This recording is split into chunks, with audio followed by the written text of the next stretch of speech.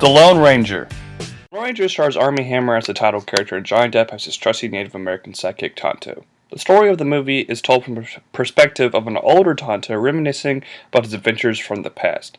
The plot of this movie is pretty convoluted and has a little bit too many storylines to follow at once, so I won't really get into any detail with it to avoid spoilers altogether. I was actually kind of looking forward to The Lone Ranger for a few reasons. One, I like westerns and I would really like to see more of them on the silver screen. Another reason is because I really like the creative team behind this movie who previously brought us the Pirates of the Caribbean movies.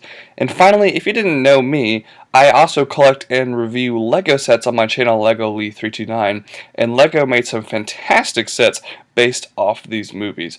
So, for those reasons, I was actually excited going into The Lone Ranger, but definitely lowered my expectations seeing what awful reviews it got. So, how was The Lone Ranger? This is definitely a flawed film, but I actually had a lot of fun with it. For starters, the acting. Armie Hammer is good as a lead role, but I didn't really get blown away by him, and Johnny Depp does a fine job as Tonto, even if he really isn't Native American. That didn't really bother me. I'd rather have a really talented actor like Johnny Depp play Tonto than kind of some no-name Native American actor, if you get what I'm saying.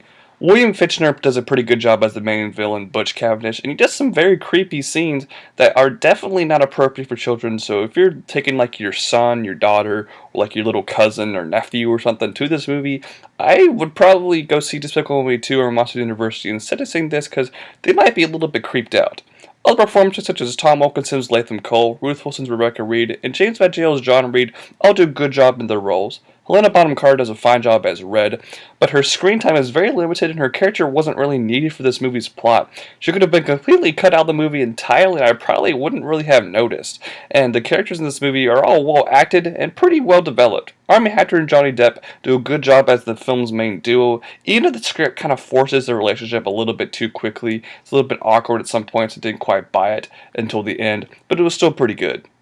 One problem with this movie, it seems to be the main problem everyone has with this movie, is that it is way too long. Sitting at 2.5 hours, you definitely feel that length. Thankfully, the movie is not really poorly paced, it's just noticeably too long.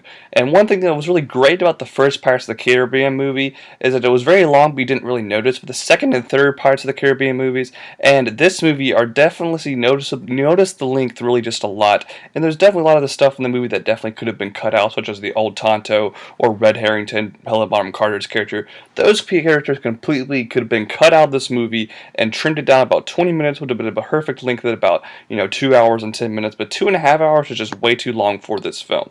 This movie has really good special effects and set pieces. The action is definitely delivers and will suffice any action junkies, especially the last 20 minutes of this movie are just really fun to watch. That's another good thing about this movie, it's just a good old-fashioned fun. Even with its monotonous length, it still manages to entertain throughout. The humor in this movie works about half the time, but sometimes feels rather forced and also leads to sudden changes in tone. There's one scene featuring a horse burping after drinking beer. The tone doesn't really seem to make sense because burping is, a pretty childish slapstick humor kind of thing, but drinking beer is a very mature subject. So the tone changes constantly throughout this movie, and I really wish they could have stuck with just one tone for it to be more consistent. A really great thing about this movie is the musical score. Hans Zimmer does another marvelous job, again, writing a musical score, and he does a great job mixing the original music that he created in the classic Lone Ranger theme, the William Tell Overture.